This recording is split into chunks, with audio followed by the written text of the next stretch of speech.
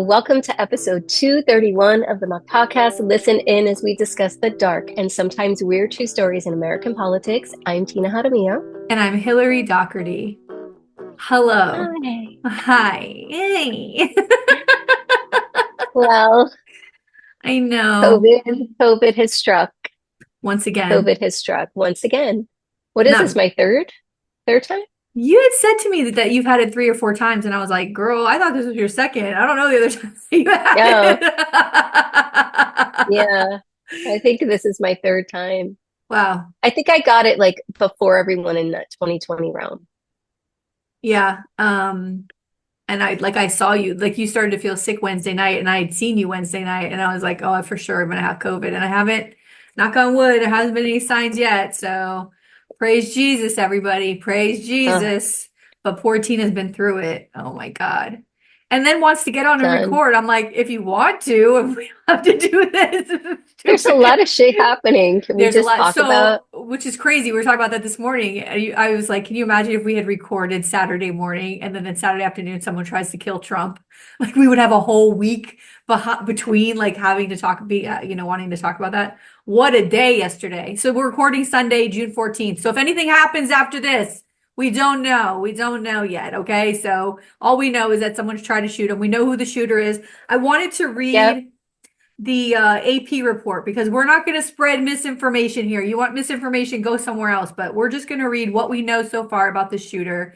The FBI identified 20-year-old Thomas Matthew Crooks of Bethel Park, Pennsylvania, as the suspect in Saturday's attempted assassination of former U.S. President Donald Trump at this campaign rally.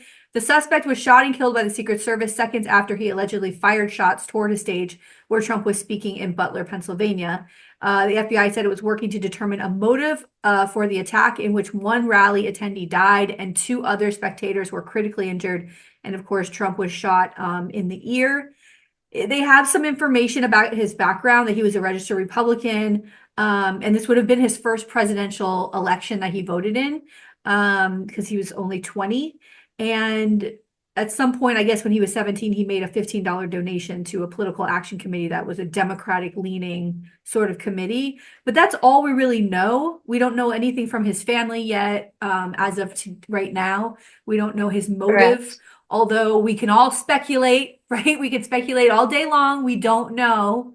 I was shocked this hasn't happened before. There's so much rhetoric and dark talk all the time that I'm surprised that this hasn't happened sooner, and it's awful.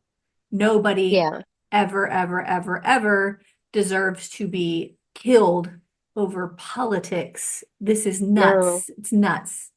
it's nuts. And um, you know, these same people that want their guns, like where were all the good guys with the guns? You know what I mean? If there was gun regulation, if there was some, I don't know what was wrong with this kid, but I think anybody who is pulling any act like this has something wrong.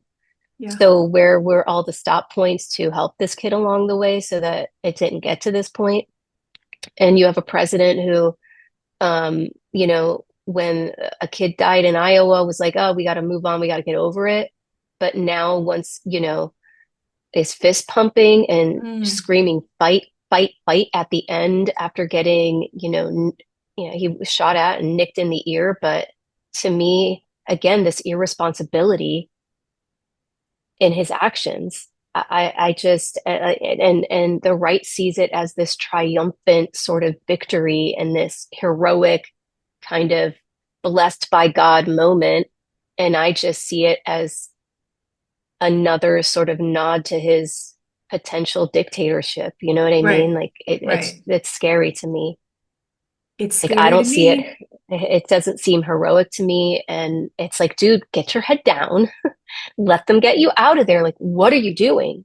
Yeah, the picking the head up and doing a fist pump to the audience. Those still Oh my shots God. of him. Uh, it's listen. I mean, I don't remember Hinckley shooting Reagan. I was alive, but I don't remember it. Obviously, I was very young.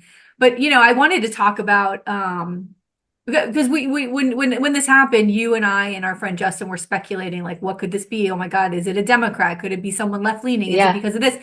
And I was trying to, we were talking about it. I had to remind everybody, the people who do these things, have really odd reasons. It's usually not really politically motivated. Usually it's to get the attention of Jodie Foster or something crazy, yeah. or they have, or their dog told them to do it. It's always something off that is beyond. But I wanted to talk about, when Reagan was shot by Hinckley, his press secretary, I think his name was Jim Brady, was also shot in the head. And he was paralyzed, I think, as well. Like he Paralyzed. couldn't, yeah. Mhm. And he couldn't return to work, and he died some 20 years later. And when he died, the coroner actually put down on his death certificate that he was murdered because it was from the effects of this bullet that was still in his head. But his wife, who I had looked up the Brady Bill a few months ago because I was going to cover it on the podcast. So I only know this, that his wife was so incensed by this person had a gun who was mentally ill that she worked to create the Brady Bill, which took many, many guns off the street. It was a Republican-led bill by Republicans after their president was shot and this press secretary was injured. And here we are all these years later, where the Wild. Republicans, it's wild, who now they fight for guns, more guns to be on the streets. Um, there's no excuse for this. No, I hate Donald Trump as much as the next person. I don't think he should be killed. I just want him to no. go back to Mar-a-Lago and eat cake and McDonald's or wherever the fuck he wants and Yeah. just Play leave some us alone. play just play golf, man. Yeah, just leave us the And fuck and alone. people go into that rally, they don't need to be shot. They're there to No, oh girl. have what I mean, it's terrible. It's terrible. And it's frightening for everybody involved. This shouldn't be happening.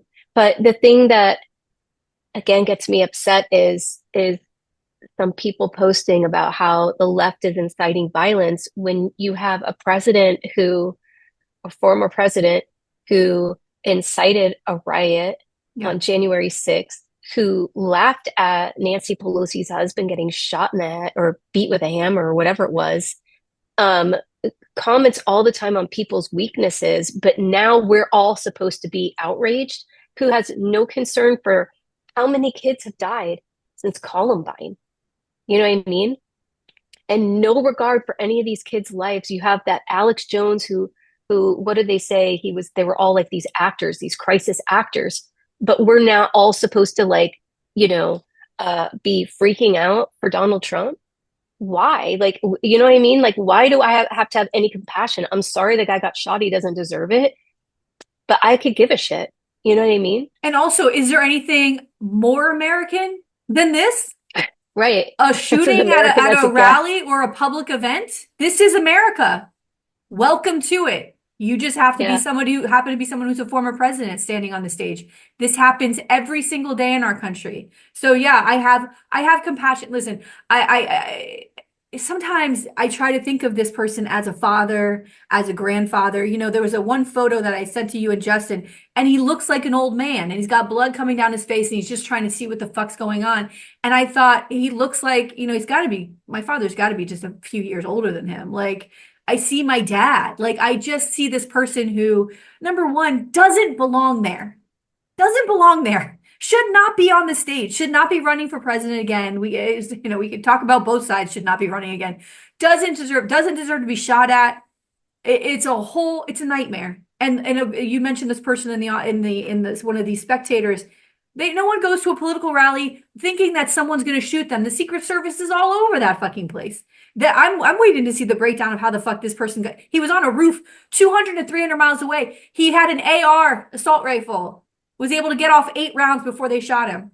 I mean, I saw a sorry, they posted a picture of him on the roof now. no, They have a picture of him. yeah, I don't know how they have a photo. That doesn't make sense to me because like if you have a photo of him with the gun, wouldn't you try to yeah. stop him? Or when did that photo I don't know. I gotta tell you that President Trump is so fucking lucky. It only hit his ear. I mean, we're talking about this, just this far, he would have been dead. That's how close. Crazy. That's how close it was. And yeah, I feel for this family of whoever this was who died in the audience, the spectator. I mean, again, I don't agree with their political beliefs. I don't think they should die. I don't think nobody should die, you know? And I would hope that if I was somebody who was killed in an audience, they would say the same thing about me. Now we've had a I couple of don't think they would. well, maybe, but they have, so this is now these are the moments where we rise up, like where we go, okay, you know, because there have been two. I've only seen two elected officials, Republicans, who have directly said Biden did this in some Yeah. way. It's so fucking irresponsible and unnecessary because the internet will take care of that on its own. The internet has enough trolls that they will spiral down some conspiracy theory fucking madness that they don't need people who are supposed to be leaders taking them down there. You don't have to do that. That's an outrage, and it's an outrageous thing to do. And now, and President Biden, by the way, killed it fucking Friday night in Detroit. Fucking killed it. Incredible performance. And then when this happened, it was late Saturday night when he was at a press conference at the White House. And the things that he said about President Trump and how he felt about what happened were perfect. Were perfect. And that's exactly what our reaction. We need to follow the lead of our president, Biden, and thoughts and prayers to President Trump and his family right now. Yeah. You The know? irony, right? I mean, Jesus. Yeah. It's crazy. Yeah. It's I mean, you crazy. But know, I'm curious to see what they're gonna find. And I saw that they tried to talk to the kid's dad, but he was like, I don't know what's going on, and I need to wait to hear from the police, which mhm. obviously, I can't imagine the shock that that family is in. I mean, this kid just graduated high school a couple years ago. I mean, 20 years old. You know what I mean? Has not even old enough to like go to a bar. It's crazy. Yeah. Why does this kid have that kind of weapon? Also, Why? yeah, and also, you know, 20-year-old white male is the demographic for these sorts of shootings. I mean, there's no, it's a crisis. It's a crisis on our We hands. have a Major. problem. We have a problem. And it's a mental, I know that's what's going to come out. It's a mental health. It definitely is a mental health issue, but you can be mentally ill and not have access to guns and shit like this won't happen. So there's two things But at play they here. loosen all those restrictions. Yeah. That's the Well, thing. Like they're going to sit there and try to blame the left when they elect politicians who continually roll back gun control measures that would prevent things like this from happening. So yeah. like you can't have it both ways. You can't be outraged when you are running around wearing AR-15s on your shirts and AR-15 pins. Like you can't be outraged. Yeah. This is what you wanted. Yeah. This is Um, like, again, this is our country. This is who we are. I so we suck. we suck. God damn it. Why do we We suck. suck? Fuck. Um, We I suck wanted so to, much. I know. Honestly, I'm over I need it. to, you see this fake background? That's where I Yeah. need to just be I was gonna say forever Tina's to trying to make pretend this a like reality. Tina's trying to pretend like she's at the beach. It's my only solace, okay? Yeah, okay, you can Don't have take it. it away from me. You can have it. You can have it. Um, yo, I don't know. I really thought we were going to be talking yesterday, you know, before you we got found out you were sick, that we would be talking about the spin about Biden and all of the things that were happening with with all of this, like replacing him and all this stuff. I had said to you and Justin this week, like, just I'm gonna take a nap. Just wake me up in November and tell me who the fuck I'm voting for. Like, I don't give a fuck anymore. Like, I honestly don't care. I I'm so over that conversation and like It what's gonna doesn't feel like it happen. It matters doesn't. Like that's what I anymore. mean. Like when oh sorry, I just bumped my table. When I said it's a long time between now and November, this is the kind of shit I'm talking about. I didn't think it would be an assassination attempt, but definitely thought like something else is gonna happen. It's gonna throw this whole fucking thing off. You know what I mean? I Yeah. mean, honestly, think about how we were chugging along in 2020 leading up to that election. Like you and I had with our organization an entire year planned out of Yeah. events and things that we were going to do to push through to November 2020. And COVID hit and everything went out the window. Like we Everything shut down. don't we don't know what the fuck had happened before November. Yeah, I didn't think it would be this either, uh but here we are. Here we Here we are. are. I had a God couple of, did you damn. have anything? I mean, I have a couple of other things. I had some like local stuff. Or are you still Yeah, go ahead. um I saw that Torey Alston is being served for his not served, but was an inquiry request being made into his wife and the charter school funding that he was a part of in terms of getting that vote in front of the school board. And his wife, we talked about it before on the podcast, that his wife makes money off of this. And another school board member, Alan Zeman, is requesting that inquiry. So that was interesting to see this week. Yeah. I was like, oh, uh-oh. A lot of really great endorsements from the Sun Sentinel this week. Of course, our good friend of the pod, Sarah Leonardi, was endorsed by the Sun Sentinel this week. Of course, she deserves to return to that seat. Also, Rebecca Thompson, that's District 2. She's running against Torey Alston, who is a DeSantis appointee. She was also Who endorsed. doesn't live in the district? Does not live in the district. So I did want to talk about that a little bit because last Saturday, when we record on Saturdays, we recorded and we were hearing that there was Democrats that were going to were going to support Torey Alston, who is a Republican, to be elected. He's never been elected, to be elected to Yeah. stay on the school board for 4 more years. And I was outraged. I put a post up on my personal Facebook. It started to get attention. More people started to ask questions about it. And a lot of those Democrats started to take their endorsements away because people were asking, what the fuck are you doing? And which is great. And then on Monday of this week, or of last week, Miles for Liberty was putting together an event. And the candidates they were inviting were all of these Republican candidates for school board, and one of them was Torey Alston, who they were Mm. supporting. Well, as soon as he got this stamp of approval for Moms for Liberty, who we all know are Nazis, tons of Democrats started to take their endorsements away, including our representative, Jared Moskowitz, who was one of the people pushing for Torey Alston. They're buddies because they served on the Broward County Commission together, both appointed by DeSantis. And Jared Moskowitz is a big Democrat here. And he was Well, forced to remove his endorsement a little too late, if you ask me. Should have never endorsed him in yeah. the first place.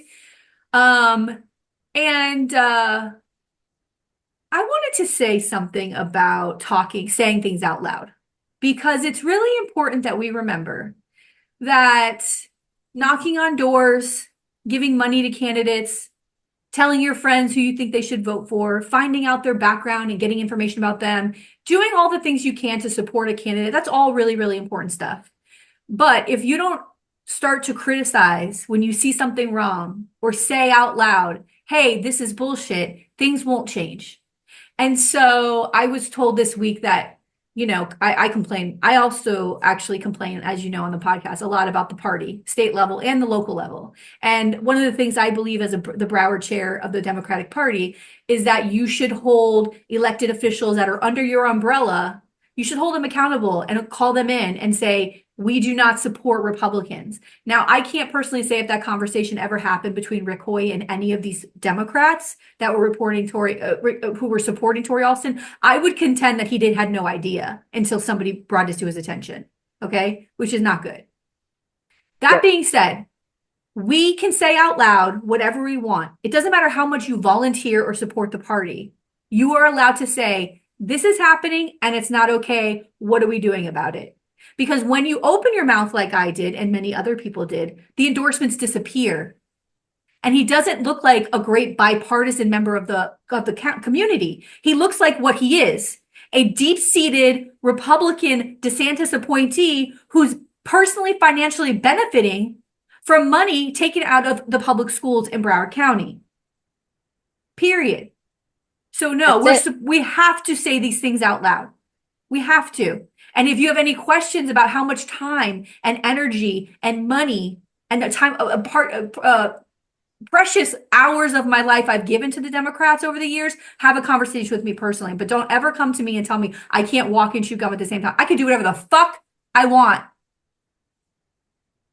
Okay. I mean, well, it's important that it was you, there were several people that were, like you said, saying it and need to Yes. say it. Yes. I know I personally called because he's my rep and I Yes. was pissed off. And I know a lot of people called too because it's outrageous to me that we have a Democrat not supporting a Democrat in our Broward County school race when that school board is on the verge of losing control.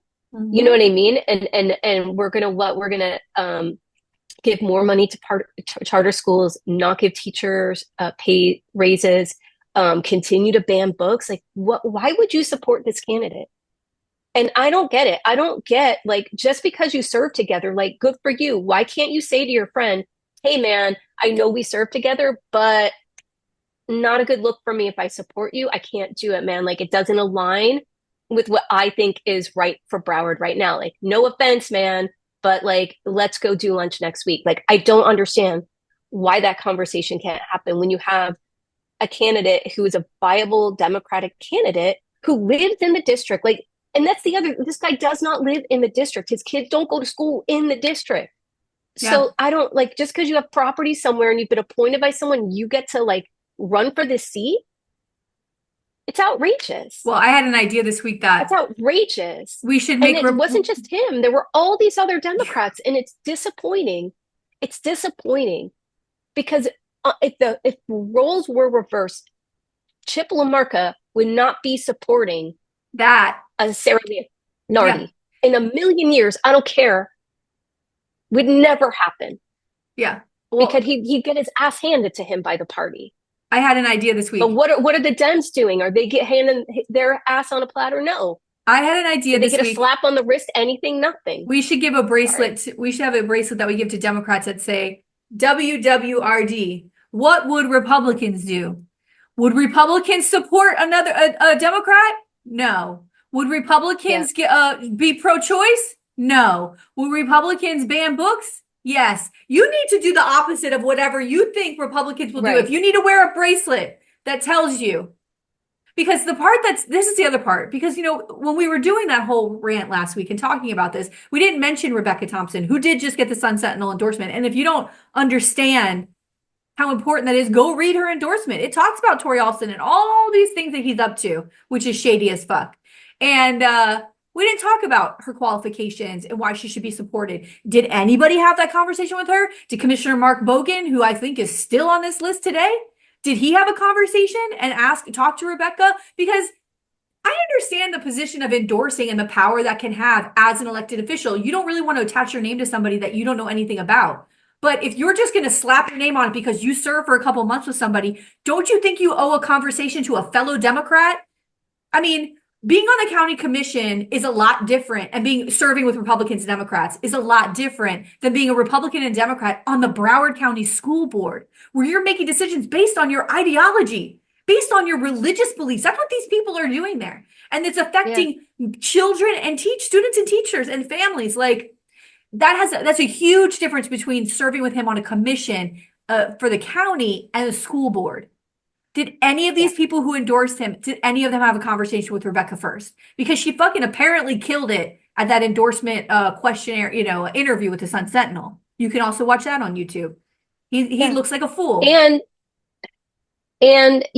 everyone wants to say, well, it's a nonpartisan race, and I get that, but when you're an appointee by DeSantis, it's no longer nonpartisan. Yeah. We know exactly who you are and where you stand. And it would be lovely to reach across the aisle and have friendships like in the olden days, but that shit doesn't happen no more. I'm sorry, but we are so divided. And why do the Democrats always have to do the olive branch? Ugh, over You it. know what I mean? Over It's it. stupid. Yeah. Stupid. So, The other good thing that happened this week that I don't think is getting enough attention is that Alexandria Ocasio, oh no, Ocasio, you know who I'm talking about, AOC. AOC. She filed Yeah. articles of impeachment for SCOTUS, bitch. I'm so excited. I'm so excited about this. And she talks about Yeah. the gifts and all of those things that they're doing. So let's see where that goes. Probably Oh, nowhere, but we'll see. Are you okay. ready? Oh, I'm ready. you are? Is it recording? It's Okay. recording. It's Okay. Yeah. your part's jumpy a little bit, but we'll get into Okay. it. You know what? People are gonna have to deal with it. This is what do you want from us? Yeah, what do you want from us? Tina is, listen, she doesn't give a fuck. I never suggested recording. Tina's like, should we record? I'm like, I don't girl, care. are you okay? Tina's like, we're putting out podcasts every, Um, wait. I'm bored outside and I'm trapped in a room. Save me. She had to get all these thoughts out. She's sitting there like biting at herself, trying to get these thoughts out. Oh my God. Oh, What I thought you were at the it's beach. terrible. Yeah, in my dreams. Isolating, I forget how bad the isolation part is. It's just, You know what you could do? you You know, could drive by yourself down to the beach and just sit by yourself at the beach right now. It's that's actually too, not a bad because yeah, I feel like better today. yeah, Um, I got to do another, make yeah. sure I'm not It'll be so negative. I mean, contagious. it'll be positive probably for a while, but You think? yeah, but that doesn't Dang mean you're it. contagious. That doesn't mean you're contagious. Okay. But I want to leave. how's your summer break going so far? How's that going? Oh Yeah. my God, Tina How Maria. about this is the second time sick this summer. Like, Yeah. it sucks. I'm like, can I get a break? I just want a break. I want to enjoy myself. And it's like, I feel like I'm always hit with one thing after the next. And then the second I have time, I get sick. But whatever, Oh, whatever. I watched a shit ton of movies. So nice. That's good. yeah.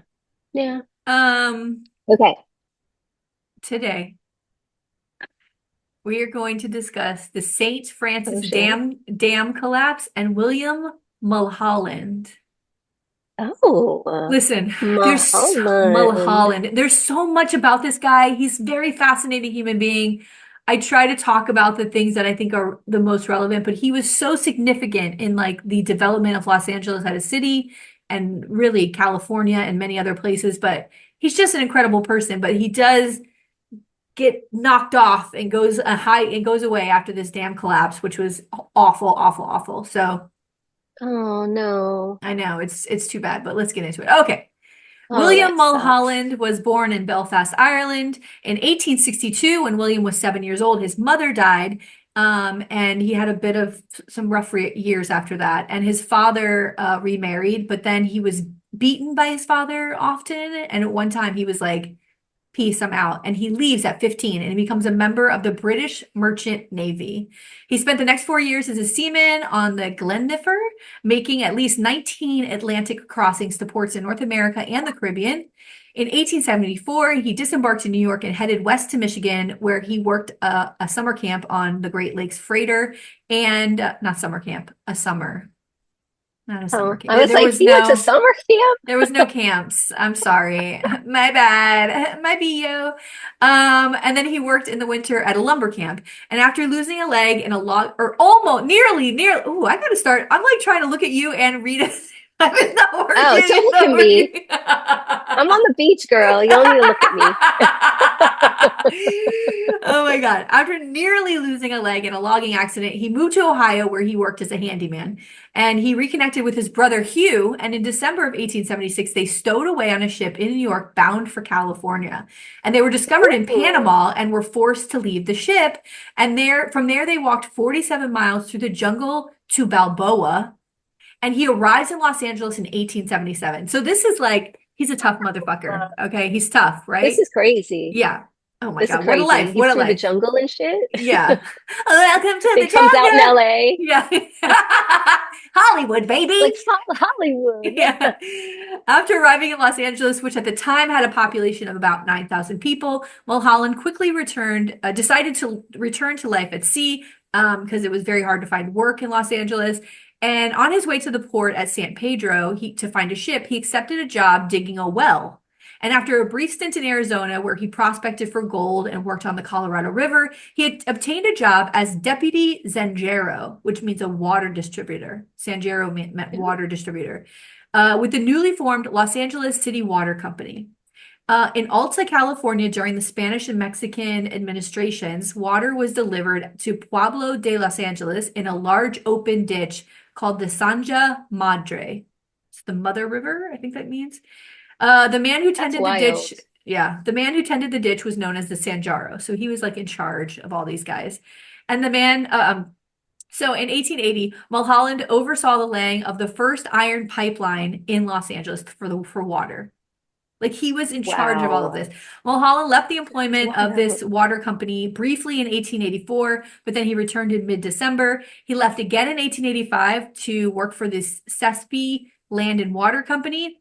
So there was no water department in Los Angeles. It was just these companies who own the water. You know, like oil companies would claim And then they oil. would just They would sell bring it. water in ditches and sell it that way until they Yes. put in pipes. Holy Yes. crap. As part Wait, of his is he Mulholland like Mulholland Drive? girl, yes, this is it, Oh, bitch. This is it. this is crazy. I know. As part of his compensation at that company, he was granted 20 acres on Sespe Creek. In 1886, he returned to the water company and in October became a naturalized American citizen. Woo woo! Now Trump likes him. I don't want to talk bad about Trump. I feel bad. I know. At the end of the year, he was made the superintendent of this water company. In 1898, the Los Angeles city government decided not to renew the contract with the water company, and 4 years later, the Los Angeles Water Department was established with Mulholland as its superintendent. So now he's known as Wow. this guy who knows the water industry, knows how everything flows. So he's just moving up the ladder. Zero education. Yeah, but I was just gonna say, like, he didn't go to college. No, He's not an architect. He doesn't because you would have to understand like planning. this becomes an issue. Oh Right? This shit. might become an issue. So, Oh no. yeah. So in 1911, the water department was renamed the Bureau of Waterworks and Supply, with Mulholland named as its chief engineer. So they decide to create this LA aqueduct, and that's going to hold, all this water and bring it down. It takes it and it just brings it down into the city, right? So Mulholland envisioned a Los Angeles that was growing much larger. The limiting factor to the growth of Los Angeles was its water supply. And because it was a semi-arid climate, which means it's dry, and it was unreliable rainfall. Like we always hear about how California, it has these dry speeds. It's because of this. It doesn't Yeah. get a lot of rain. Mulholland shared the vision of a much larger Los Angeles with Frederick Eaton. He was the mayor of Los Angeles from 1898 through 1900. They both worked together in the private Los Angeles Water Company in the 1880s, so they had become friends with each other. And when Eaton was Uh, elected mayor of Los Angeles, he was instrumental in converting the water company to city control in 1902. When the company became the Los Angeles Water Department, Mulholland continued again as the superintendent due to his vast knowledge of this water system. And expansion rapidly followed as Mulholland's public works program began to irrigate large areas of previously arid or dry land. So as soon as they oh get water shit. there, now they can build there. They can build homes, they can Yeah. build, right? And they can grow shit. Yeah. Within a decade, the city's population had doubled from just 50,000 in 1890 to more than 100,000 in 1900. 10 years later, Wow. it had tripled to almost 320,000 people. Holy shit. That's Yeah. rapid. Yeah. To create this expansion, Eaton and Mulholland realized that the large amount of runoff from the Sierra Nevada in Owens Valley could be delivered to Los Angeles through a gravity-fed aqueduct, right? So it's going to come down this, but to get that water, which kind of is on someone else's land, we're going to do some a little shady things to get it. Oh no. And And this that's got inspired, how many tons of water? oh my God, Oh, girl, it holds a it's like lot. a lot of water. Yeah. Yeah.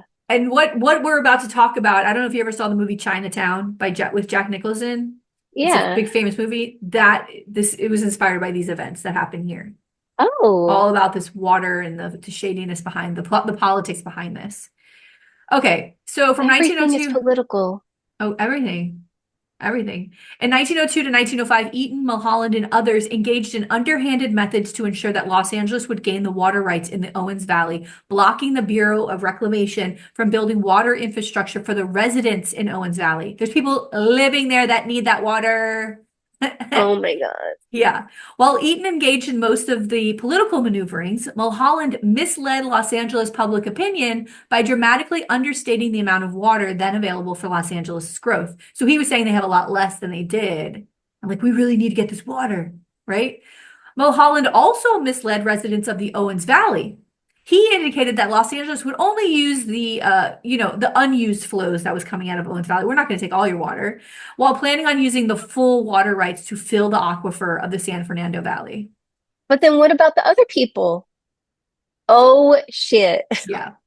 In 1906, the Los Angeles Board of Water Commissioners appointed Mulholland the chief engineer of the Bureau of Los Angeles Aqueduct. So now he's in charge of that How too. how are you an engineer without college? Girl, Like an engineer, like it's like so hard to you know become an what? engineer. It's got to be that cute Irish accent. He's got that Probably. Was he hot? um, I guess, for the times, they wore some cool outfits, some Oh, suits. all right. So maybe he just Yeah. looked good. Yeah, he was charming. He's like, let me get your water over here, ladies. We're not going to use it all. I promise you, we won't use it. And then he's like, and he takes it all. From 1907 to 1913, Mulholland directed the building of the aqueduct. The 233-mile Los Angeles aqueduct, inaugurated in November 1913, required 3,900 workers at its peak and involved the digging of 164 tunnels. The complexity of the project has been compared to the building of the Panama Canal. Water from the Owens River reached Holy the shit. reservoir. Yeah, it reached a reservoir in the San Fernando Valley on November 5th, 1913. At a ceremony that day, Mulholland spoke his famous words about this engineering feat. This is his famous words, quote, "There it is. Take it," end quote. Like, there's the water. We did it. It's here. You can use it. Like, that's famous. Wow. Oh, fucking crazy. Wow. He does have another great, great quote, which is why I really wanted to cover him, which we'll get to in a second. But the aqueduct carries water from the Owens Valley in the eastern Sierra to irrigate and store in the San Fernando Valley. When the aqueduct was built, the San Fernando Valley was not part of the city. From a hydrological point of view, the San Fernando Valley was ideal. Its aquifer could serve as free water storage without evaporation. One obstacle to the irrigation was the Los Angeles City Charter, which prohibited the sale, lease, or other use of the city's water without a two-thirds approval by the voters. This charter limitation would be avoided through the annexation of a large portion of the San Fernando Valley to the city. Wow. So we're going to take They're this land. shady. They are shady. Yeah. Mulholland realized that the annexation would raise the debt limit of Los Angeles, which allowed the financing of the aqueduct. By 1915, the initial annexations were completed, and by 1926, the land of Los Angeles had doubled, making it the largest city in the United States by area. So areas that opted to join the municipal water network were Owens Mouth, Laurel Canyon, Lankenshim, Sunland, Latuna Canyon, and the incorporated city of Tujunga. The historical relationship between water and the rapid urbanization and growth of Los Angeles is the basis of the fictional plot for the 1974 film Chinatown. The water from Mulholland's aqueduct also shifted farming from wheat to irrigated crops. So now they can change even what they're growing in the area, right? So he's this bigwig now, right? And he's a self-taught, he became the first American civil engineer to use hydraulic sluicing to build a dam while constructing the Silver Lake Reservoir in 1906. Because he's not only just doing this, he's building other dams, he's building other reservoirs, like he's using all these skills, but like I said, he's self-taught. Nobody taught him how to do any of these things. And the new method that he was using, that he came up with on his own. It's crazy. Yeah, it attracted nationwide attention of engineers and dam builders, and government engineers adopted the same method when building the Tun Dam, on which Mulholland was a consultant in the Panama Canal Zone. In 1914, the University of California, Berkeley awarded Mulholland an honorary doctorate degree. The inscription of the diploma read, listen, I would read this in Latin, but I'm going to mess it up. It basically translated to, "He broke the rocks and brought the river to the thirsty land." That's what his inscription said on his diploma. Mulholland's public profile, of course, continued to grow. His offices were at one point on the top floor of Sid Grauman's $1 Million Theater. He was even a favorite to become mayor of Los Angeles. When asked if he was considering running for office, he replied, quote, "I'd rather give birth to a porcupine backward," end quote.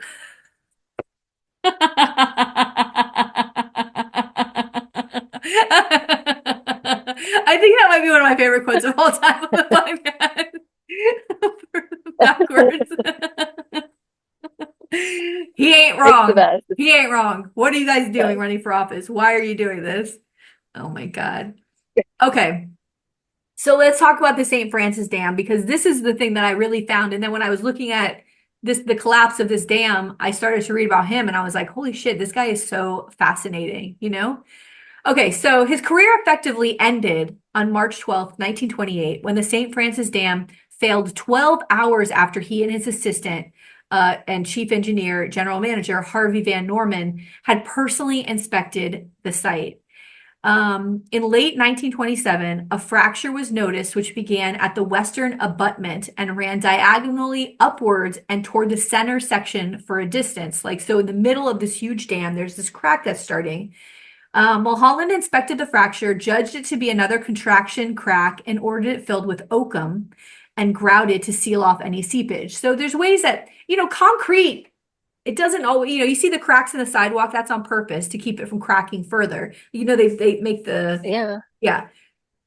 So concrete will crack. It doesn't mean that it's something terrible is about to happen. It just means that with the maneuvering of the building, there will be a crack. It doesn't mean the whole thing's going to fall apart, but this starts to happen a year The shifting before. and Yeah. So, but there's things these cracks start to happen, but it starts to happen more often. It's like people should be alarmed by this. Mulholland inspected. Okay, so I said at the same time, another fracture appeared in a corresponding position on the eastern portion of the dam, starting at the crest near the last spillway section and running downward at an angle for 65 feet before ending at the hillside. Another thing about this is, because now they have this aqueduct, but they're also building dams because they're trying to contain water from some places and send it to other places. And, when you decide where to build a dam, when he decided to put it there, some of the land had been affected by earthquakes, and whatever you're building, like it's between two hills, right? And so the sand or whatever these hills are made out of yeah. they can't be loose. It's got to be firm enough to hold the walls of this dam. And so there had been an earthquake near there at some point, and people were questioning whether this is where it should be. He said it was fine, and they moved forward with it, right? In So it's on early, a fault line. basically, I mean, it wasn't a good place for it to be, that's for sure. In early Yeah. February 1928, when the water level was brought to within 1 foot of the spillway, which is the top, several new cracks appeared in the wing dike and new areas of seepage began from under both of those abutments. And near the end of February, a notable leak began at the base of the wing dike, approximately 150 feet west of the main dam, discharging about 4.5 gallons of water per second. That's a lot. To me, that seems like a lot. Right? The fracture was inspected by Huge. Mulholland, who judged it to be another contraction of temperature crack and left it open to drain. During the first week of March, it was noticed that the leak had approximately doubled. Due in part to some erosion taking place, Mulholland ordered an 8-inch concrete pipe to be installed. So now they're going to put a pipe there so the water comes out of that, and it's not going to put pressure. The water coming through is putting pressure on this dam, right? And the cracks. And then there's erosion taking place. Like I said, those hillsides, there's erosion taking place on those hills that's making it's not holding it. It's a mess. It's a mess. So the pipe led the water along the dike wall, discharging it at the west abutment, contact with the main dam. And on March 7th, 1928, the reservoir was 3 inches below the spillway crest, and Mulholland ordered that no more water be turned into the St. Francis Dam. 5 days later, while conducting his morning rounds, a new leak was discovered in the west abutment. Concerned not only because other leaks had appeared in the same area in the past, but more so that the muddy color of the runoff he observed could indicate the water was eroding the foundation of the dam. And this guy who discovered it, immediately alerted Mulholland. After arriving, both Mulholland and Van Norman began inspecting the area of the leak. The leak was discharging 15 to 22 gallons per second of water. Girl.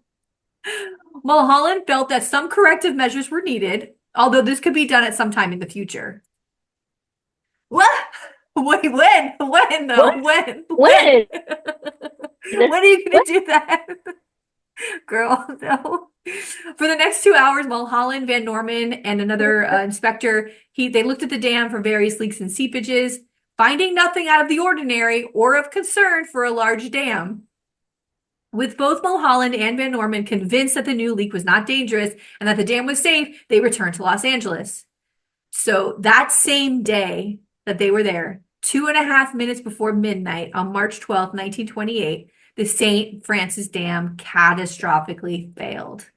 There were no surviving eyewitnesses to the collapse, but at least 5 people passed the dam less than an hour before without noticing anything unusual. So this is kind of interesting. The last person, his name was Ace Hopewell, great name, a carpenter at Powerhouse number 1, which there was these 2 powerhouses that were running off of the water, right?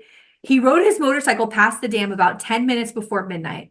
At the coroner's inquest, Hopewell testified that he passed Powerhouse number 2 without seeing anything there or at the dam that caused him concern. He stated that approximately 1.5 miles upstream, he heard above his motorcycle engine noise a rumbling much like the sounds of rocks rolling on the hill. Hopewell stopped, got off his motorcycle, and smoked a cigarette while checking the hillsides.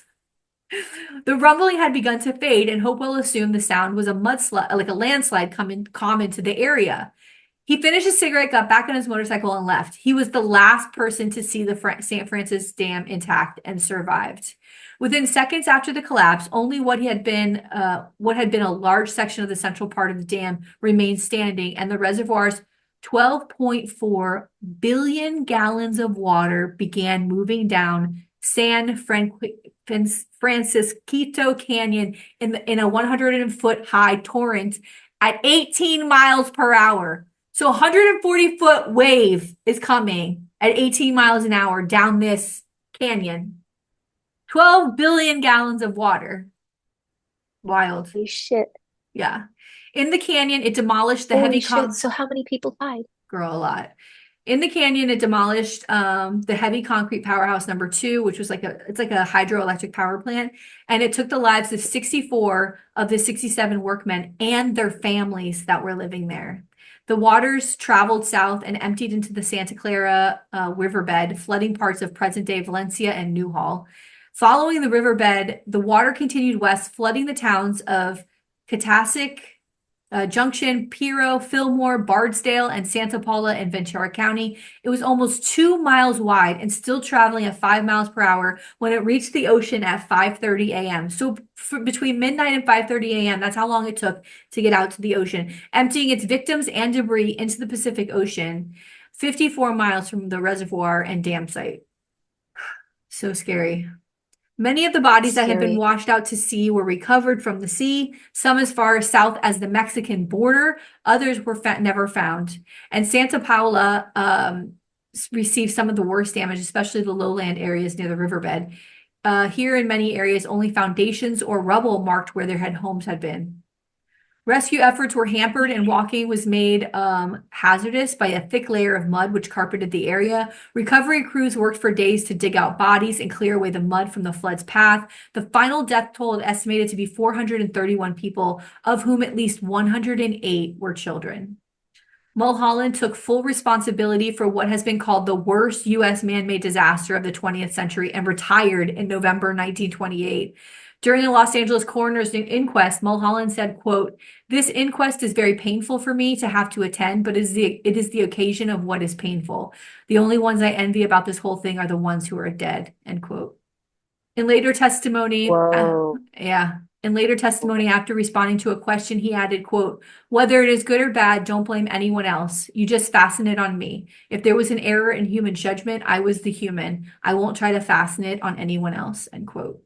The inquest jury concluded that responsibility for the disaster lay in an error in engineering, judgment, and the suitability of the area's geology as a stable foundation for the dam, and in errors in public policy. They recommended that Mulholland not be criminally responsible, as they stated in their verdicts, quote, "We, the jury, find no evidence of an act of criminal act or intent on the part of the Board of Waterworks and Supply of the City of Los Angeles or any engineer or employee in the construction or operation of the St. Francis Dam," end quote. Nonetheless, his critics pointed out that another dam on which Mulholland had acted as a consultant collapsed, and the city abandoned a dam project in St. Gabriel before completion. So now they're like, we're done with that. We're done with these dams. Not good. Wow. I know. Mulholland spent the rest of his life. Good. Yeah, he spent the rest of his life in relative seclusion, devastated by this tragedy. In retirement, he began writing an autobiography, but never completed it. Shortly before his death, he was consulted on the Hoover Dam and Colorado River aqueduct projects. He died in 1935 from a stroke and is buried at Forest Lawn Memorial Park Cemetery in Glendale, California. In his book, Water and Power, historian William L. Carl summed up Mulholland's public legacy to the principle of public water development in writing. And he said, quote, the harshest judgment of Mulholland's actions lay in the damage he had done to the principle of public water development. More than any other individual, William Mulholland, through the building of the aqueduct and the formation of the Metropolitan Water District, established the principle of public ownership of water indelibly on California's history. But the furor that followed upon the mistakes made in the last 7 years of his public service discredited the man and thereby gave aid to the enemies of the ideal and he had labored all his life to establish, end quote. In Los Angeles, Mulholland Dam in the Hollywood Hills, Mulholland Drive, Mulholland Highway, and Mulholland Middle School are all named for William Mulholland. That's the story. I mean, who the hell consult this guy? Who's Why gonna were they consulting? Hey, we're gonna build another dam. Yeah, it's been, but I know you killed like a bunch of people with your mistakes, but sure, let's Yeah. consult with you on another dam. That's crazy to me. Yeah, it's probably not a good idea. Oh my God.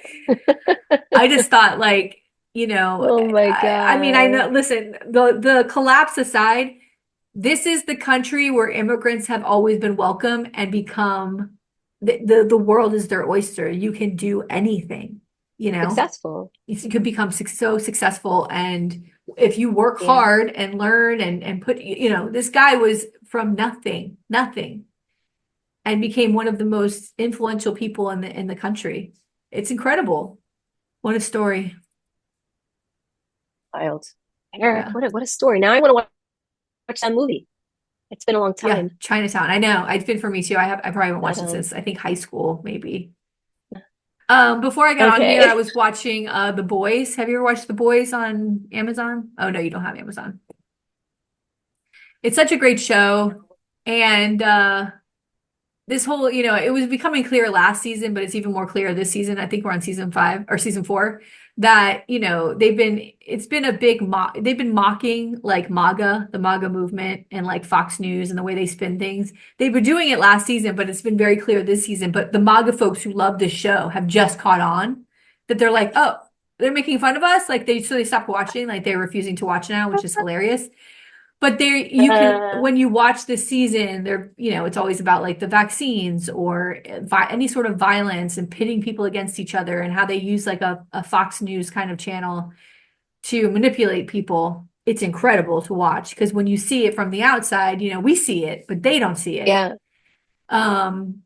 I started to watch this latest episode before I sat down to do this, and it looks like they're going to try to assassinate someone, and they're looking at plans. And I thought, it's like right out Oh of my this. It's right God. out of the show. What's happening? Like Crazy. it is crazy. I Um, watched it was recommended by my husband and I was like, why? Why am I watching this movie? Because it was like a slasher film, oh no. but it has Patrick Dempsey in it and I like Oh, I like him. him. What is it? It's called Thanksgiving. It's like a dark comedy slasher film. And Okay. like the premise is it's Black Friday, but it's Thanksgiving Day, this store that's like a Walmart. I forget it's called like Right Mart or something decides to like open on Thanksgiving Day and it's like a mob of people and like people get killed, but it's like crazy the way they're getting killed in this store over like waffle irons and shit. Yeah. And then this slasher a year later sets a Thanksgiving table and goes after each of the people in the town that he thinks is responsible for like Oh. the disaster. And so he's like dressed up like, wears like the mask of like the governor of the town and a little pilgrim hat, and he goes around Yeah. killing people. And Oh my God. Patrick Dempsey is like the cop. And I mean, it's a classic slasher, but it's so funny because I mean, it's disgusting, some Yeah. of the murders and like the way they're sawed in half. And um, but it's weird because I was just like laughing through it, and I'm like, oh no, it's disgusting. But then you're laughing because it's just so stupid. But yeah, that's what I watched. I've been watching like a bunch of just stupid stuff That sounds to good. occupy the hours of my life sitting in a room How are you until I getting test. food? Are they making food for you or what? Yeah, I haven't really been super hungry Oh though. yeah. So I've just been,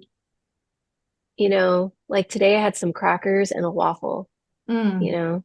like not really hungry. I'll probably have a smoothie later if I don't know, Girl. or just more crackers. I don't know. Oh my God. It's a sad, pathetic life I'm living right now. Oh my God. Powerade, crackers, and tea. Like it's no bueno. I'll tell you But that time I had COVID was it 2 summers ago? 2 summers ago. I told you I felt like I was on death's door. If that was it, I'm gonna die. I'm withering away. Like I thought I was hallucinating. I was like, fuck, I told you like I only felt good outside, so I'd be in the pool and then I would just be like, oh God, and then I'd lay on a beach chair under the tree and I'd cover myself in a towel. I'm like, I'm gonna die. oh my God. I was like talking to the trees out of my fucking mind. I was crazy. And it was my week with the kids, and I called my ex and I was like, please, you have to come get the kids. I can't take it. I don't know what to do with myself. I was a mess. I was a Oh, fucking yeah, it was a mess. A mess. Mm-mm. I um I just have had very weird, vivid dreams the Yeah. past few nights. It's where it feels very real. And then I wake up and very confused. And so that's been weird. I had just a couple like out there, like, what the hell is going on with people that I know and family Yeah. members. And so that's been odd. Yeah, that's weird. But Mm. yeah, but I haven't lost my taste. Like the last time I had COVID, I lost my taste for 2 weeks, Mm. and that sucked. So far I haven't. I'm like, please don't let me lose my taste again. And then I thought I was like getting a cough, but then I was thinking maybe it's just from the morning of things just settling because I haven't really, I just hope it doesn't, I'm like, I just want to, I feel like 1 or 2 more days and I should be fine. Yeah. And I They think did, I could go out in the world, right? yeah, Like, they when keep am I allowed to go changing out? they keep changing the The quarantine. when you're contagious or whatever, when you can go out. And I think it's Yeah. only like maybe it's 5 days after you first test or something. It's not long. Yeah. All right. So then I should be good in a few days. Yeah. Ah, poor Tina. Oh my God. Wait, is that I all know we now want I'm to talk gonna, about? I feel like there might have been something else. Is that it? yeah, I think that's it. All I right, mean, well, all right. look how cute I look for this. You look adorable and I look like a freak show. I was gonna say I think you look like you're glowing. Like you look like you're What? glowing. Yeah. I put a little blush Oh yeah. on my cheeks. I was gonna say you look I like was you've like, I been at the need to look beach. alive. Yeah. No, you I look need to look good. alive. And I have like my blinds open so that there's sun on me. Yeah, you look good. Look good, It took kid. a lot to just try to look normal. I was like, I gotta brush my hair. I gotta put on some lip gloss, Yeah, something. you guys don't even know So, what Tina's doing for you. It's outrageous. She's doing the most. ah, So we'll be back all next week, right. though. We'll do it in person next week. You think you'll be all right? Yes. All right. Yes. Good. All right. We'll see how this goes. Good luck. Okay. I'm gonna Bye. stop recording. Okay. Bye. Bye.